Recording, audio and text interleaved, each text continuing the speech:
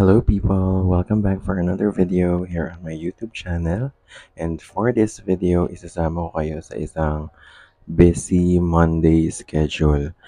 I don't want to spoil kung ano yung mga mangyayari and kung ano yung mga gagawin ko.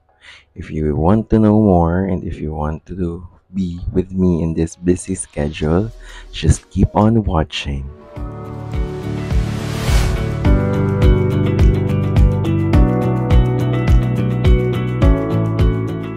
Ayan, bali first agenda ay papasok muna tayo sa work. Then, tsaka na lang yung mga susunod. Kasi, isushoot ko rin naman or maglalagay ako ng clips ng kung ano yung mga pinaggagawa ko sa work.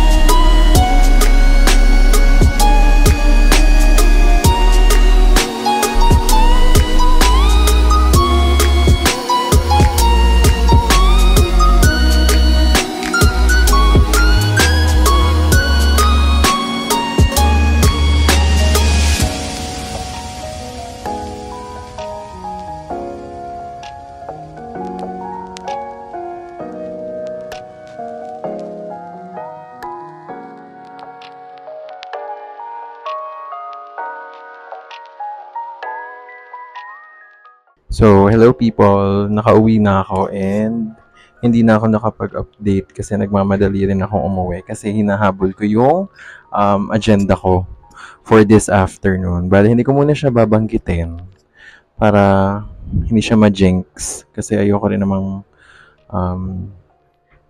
sabihin mo na lahat. Pero yun yung second agenda ko. Hindi naman second.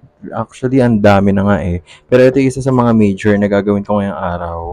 May kailangan lang ako asikasuhin this afternoon which matatapos to ng 7 p.m. or 8, I guess. Tapos, meron pa tayong mga gagawin pa na sunod-sunod. Tapos na yung afternoon agenda ko at 7 p.m. na. So, ang gagawin ko muna ay kakain.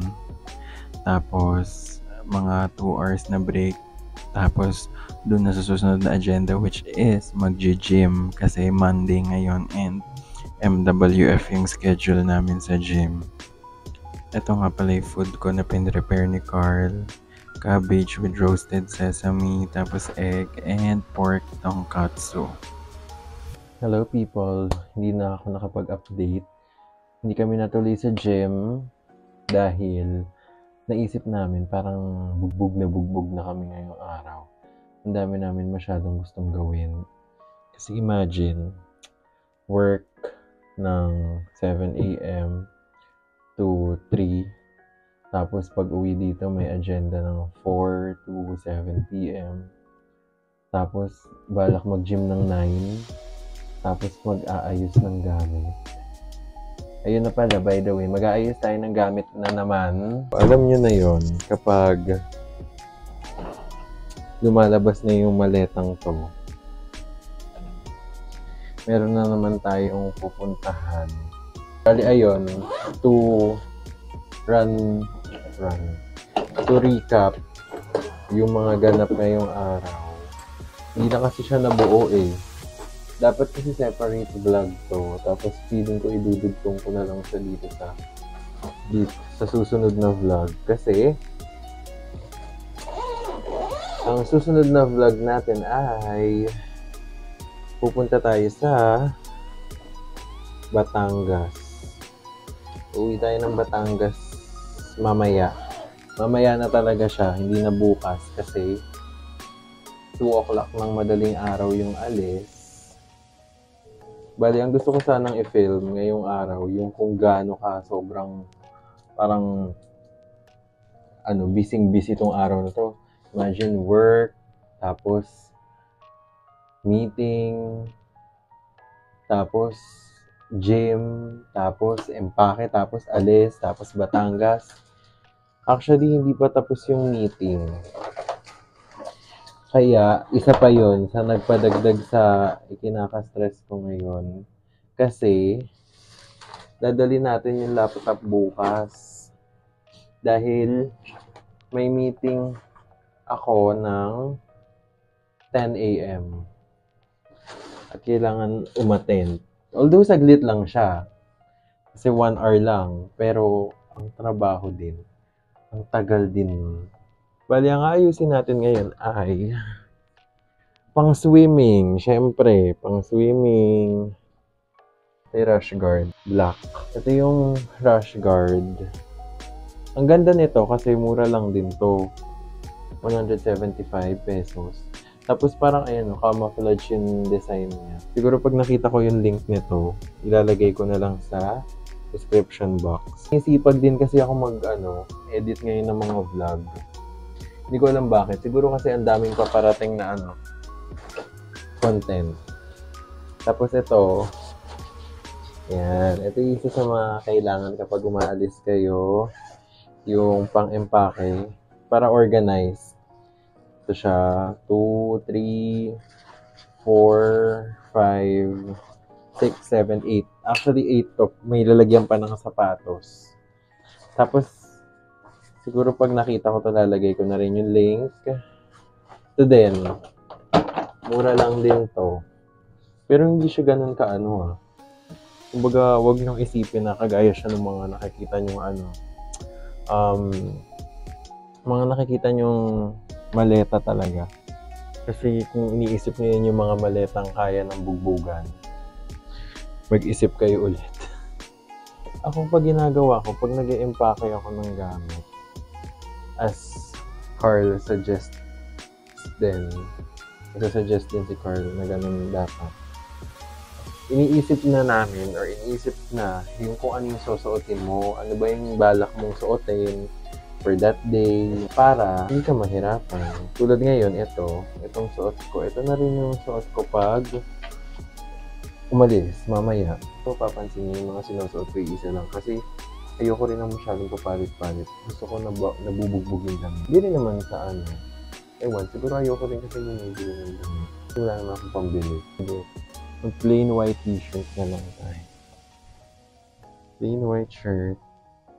Ang tagapagsalba ng mga ang hirap bagayan na kulay ng short, plain white t-shirt. Bukod sa check-in sa Batangas, dun sa, nakalimutan ko yung pangalan ng check-inan.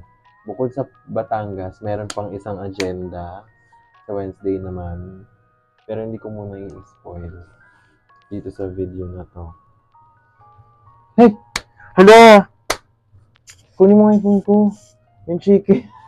Lalabas lang tayo saglit para mag-pick up ng order. Kasi umorder tayo ng chicken. Korean fried chicken galing sa Bok. Tutuloy natin yung kwentuhan kasi naputol tayo. Pero this time, bibilisan lang natin ng konti kasi gugutom na ako.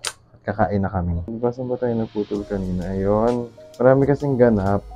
Tapos, naisip namin, sayang sa oras at sa pagod, dagdag pagod, kapag pauwi-uwi or may pupuntahan, gano'n. Yung hindi na lang isang alisan. Kaya ngayon, ang plano, isang alisan na lang. Kaya kung makikita nyo, ini-empake, ang dami.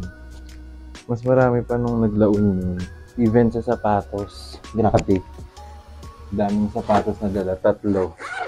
Dalawang leather shoes. Isang rubber shoes.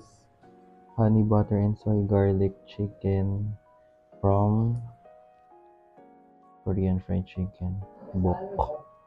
Tapos may tatlong extra rice na kasama tsaka isang drink. Hello people. 3 a.m. at nag-aayos na ng gamit sa sasakyan. Pagigising ko lang din. Pero pagising ko, nagmamadali na ang lahat. Usual na yun sa family.